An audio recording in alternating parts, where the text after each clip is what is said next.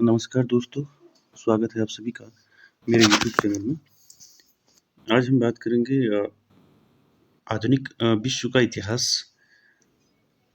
Topic से, जिसमें से आपके 50 क्वेश्चन जो हैं काफ़ी मोस्ट इम्पॉर्टेंट क्वेश्चन जो हैं आधुनिक विश्व का इतिहास से लिए गए हैं, जो आगामी परीक्षाओं के लिए काफ़ी महत्वपूर्ण रहेंगे। तो टाइम वेस्ट न करते हुए आज की वीडियो स्टार्ट करते हैं। आज की वीडियो का टॉपिक है आधुनिक विश्व का इतिहास। आधुनिक विश्व के इतिहास में आपको पता होगा कि आपका पुनर्जागरण काल और इंग्लैंड की क्रांति, अमेरिका की क्रांति, फ्रांस की क्रांति, जर्मनी का एकीकरण, इटली का एकीकरण, ये सारे टॉपिक जो हैं आधुनिक विश्व के इतिहास में आते हैं। तो उससे आपके इम्पोर्टेंट क्वेश्चनों को लिया गया है परीक्षा की दृष्टि से। चलिए स्टार्ट करते हैं आज की वीडियो। तो पहला क्वेश्चन देखिए, पहला क्वेश्चन है पुनर्जागरण का आरंभ कहाँ से हुआ? तो आप सभी जानते हैं पुनर्जागरण का आरंभ कहाँ से हुआ? इटली से हुआ। दूसरा क्वेश्चन है आपका, दूसरा क्वेश्चन है मोनालिसा किसकी कृति है? क्वेश्चन नंबर 2 किसकी कृति है? Leonardo da Vinci. काफ़ी इंपॉर्टेंट है, बार बार परीक्षाओं में पूछा गया है। मोनालिसा किसकी कृति है? लियोनार्दो दा विंची की। अगले देखिए तीसरा क्वेश्चन, तीसरा क्वेश्चन क्या है देखिए, डिवाइन कॉमेडी नामक काव्य किसने लिखा? यानी कि डिवाइन कॉमेडी नामक जो काव्य है वो किसने लिखा है, कौन से राइटर ने लिखा है? तो आंसर है आपका डिवाइन कॉमेडी दांते ने लिखी है। किसने लिखी है? दांते ने।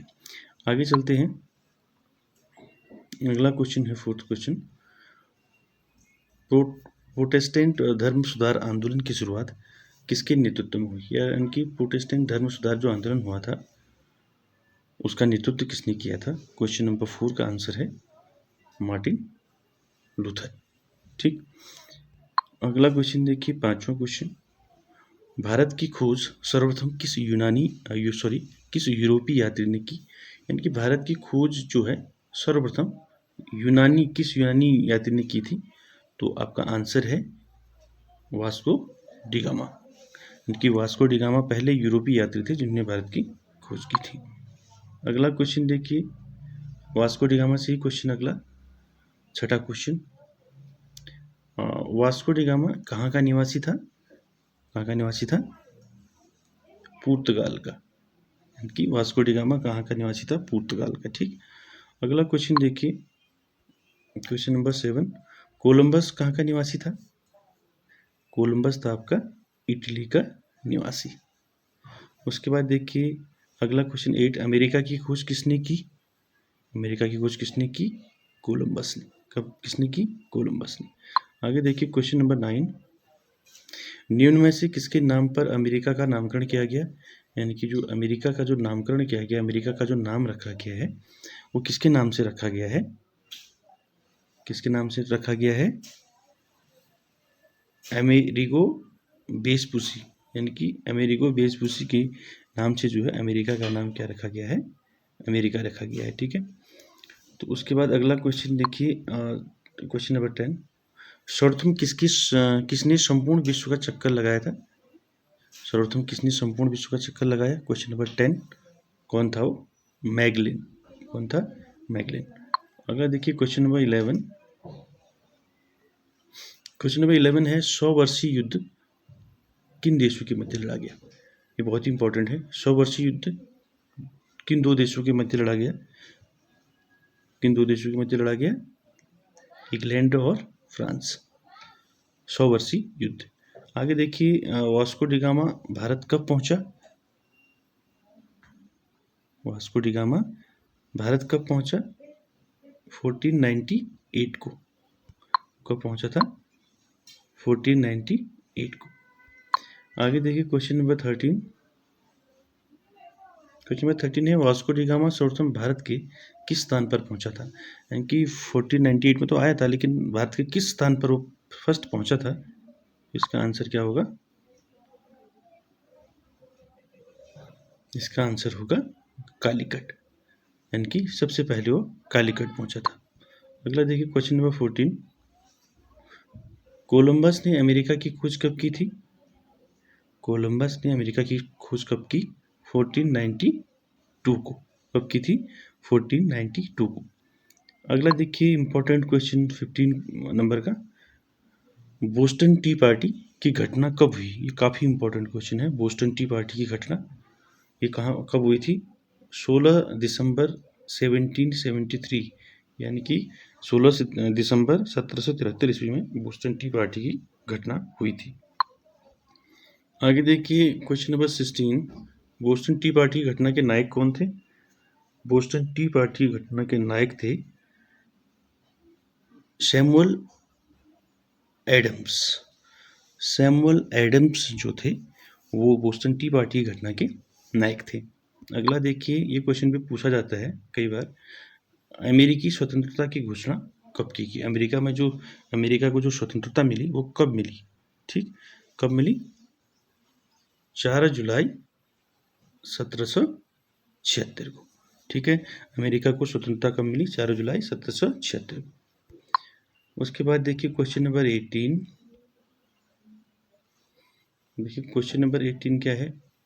पेरिस संधि द्वारा ब्रिटेन ने अमेरिका की स्वतंत्रता को कब स्वीकार किया? यानी कि पेरिस संधि द्वारा ब्रिटेन ने अमेरिका की स्वतंत्रता कब स्वीकार की गई थी? कब स्वीकार की गई थी? 1783। अगला देखिए क्वेश्चन नंबर 19, अमेरिका का नया संविधान कब लागू हुआ? अमेरिका का नया संविधान 1789 को लागू हुआ।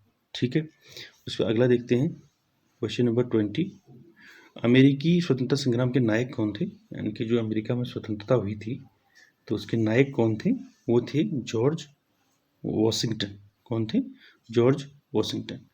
अगला देखिए फ्रांस की क्रांति कब हुई? आप लोग सभी जानते हैं फ्रांस की क्रांति कब हुई थी? हुई थी 1789 को। उसके बाद अगला देखिए 22, फ्रांस की राज्य क्रांति किसके शासनकाल में हुई? यानी जो फ्रांस में जो क्रांति हुई थी वो किसके शासन, कौन सा राजा था उस समय वहाँ? तो कौन था? लुई 16वां। लुई 16वां जो है उसमें फ्रांस का शासक था।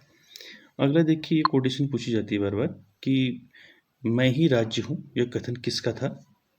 ठीक, किसका था ये? लुई 14वां। लुई 14वां जो था उसका एक कथन है, मैं ही राज्य हूँ। अगला देखिए 24, वर्साय के शीश महल का निर्माण किसने करवाया? यानी कि वर्साय के शीश महल का निर्माण जो है किसने करवाया? वो कराया आपका लुई 14वें ने। ठीक, अगला देखिए क्वेश्चन नंबर 25, शक्ति पृथक्करण का सिद्धांत। ये बहुत ही बार पूछा गया है, शक्ति पृथक्करण का सिद्धांत किसने दिया? 25 आपका क्या होगा आंसर? मॉन्टेस्क्यू। मॉन्टेस्क्यू ने सबसे पहले शक्ति पृथक्करण सिद्धांत दिया था। ठीक है, उसके बाद देखिए 26 है आपका सामाजिक संविदा, इनकी आपका सोशल कॉन्ट्रैक्ट नामक पुस्तक किसने लिखी थी? कई बार पूछा गया है ये क्वेश्चन, प्रीवियस एग्जाम्स में आप देखिए कि बहुत बार पूछा गया है कि सामाजिक संविदा यानी कि सोशल कॉन्ट्रैक्ट नामक पुस्तक किसने लिखी? किसने लिखी? आपके रूसो ने लिखी थी। ठीक, उसके आगे चलते हैं। अगला क्वेश्चन है आपका वाटरलू युद्ध कब हुआ? तो ये भी पूछा जाता है वाटरलू का युद्ध कब हुआ था? तो कब हुआ था? 1815 में।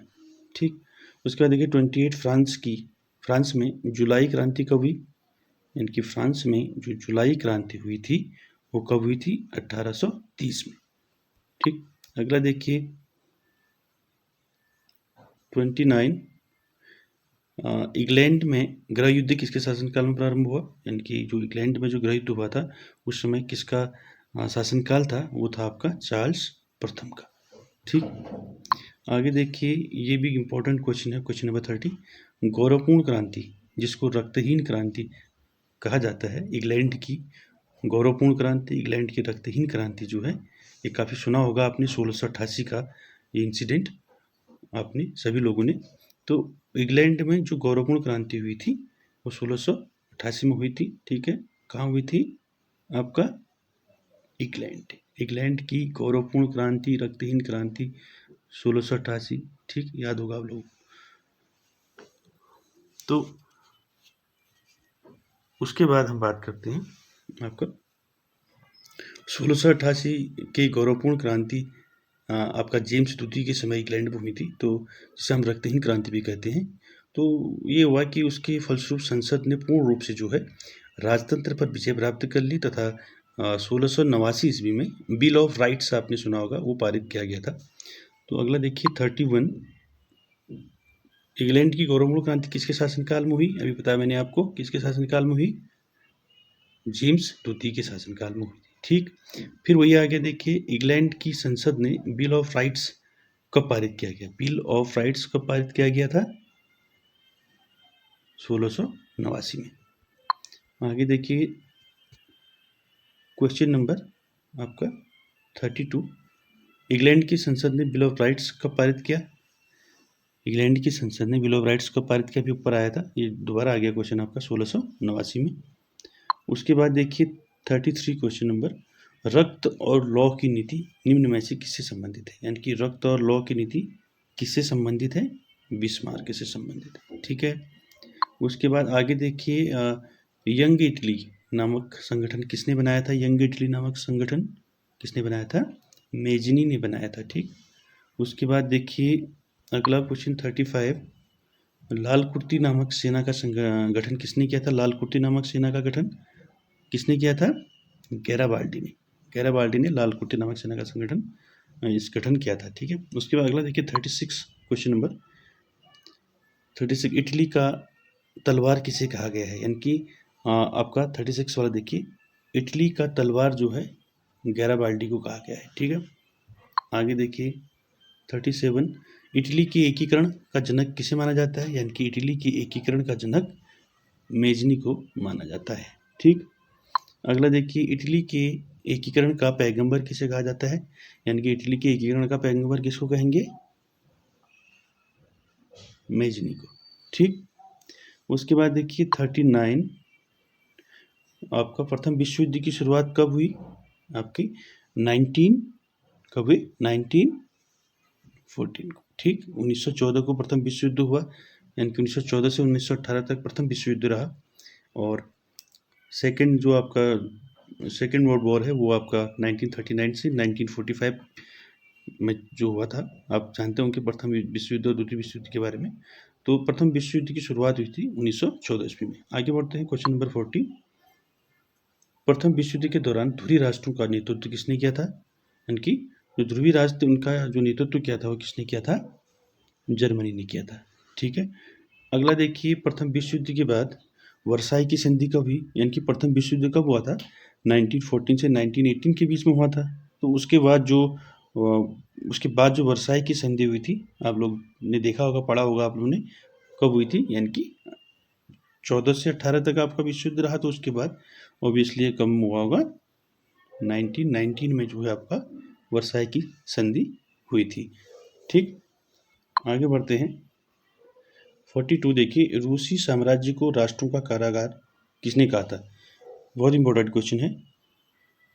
ठीक है, तो किसने कहा था? ट्राटस्की ने कहा था रूसी साम्राज्य को राष्ट्रों का कारागार। अगला देखिए, रूस की क्रांति यानी कि रूसी क्रांति कब हुई थी? सभी लोग जानते हैं कब हुई थी, 1917 को। ठीक, एक सिंपल क्वेश्चन है जो आपके जो है इनमें डाउट होता है, आपके जो जितना सिंपल क्वेश्चन होता है, तो इसलिए इसको ध्यान से देखिए आप लोग। 43 का आंसर है ए, 1917 आपका रूसी क्रांति। आपका देखिए अगले 44 में जो क्वेश्चन है आपका, निम्न में से किस क्रांति को अक्टूबर की क्रांति कहा जाता है? ये भी इम्पोर्टेंट है। ठीक, किसको कहा जाता है? रूस की क्रांति को ही अक्टूबर क्रांति कहा जाता है। ठीक है, अक्टूबर की क्रांति किसे कहते हैं? रूस की क्रांति को। ठीक, आगे देखिए, रूसी क्रांति के दौरान चेका का गठन किसने किया? यानी कि आपका जब रूस की क्रांति हुई थी 1917 में, तो उस समय चेका एक वो थी, इसका जो गठन था, इसका गठन किसने किया था? किसने किया था? लेनिन ने किया था, एक संगठन था इसका गठन।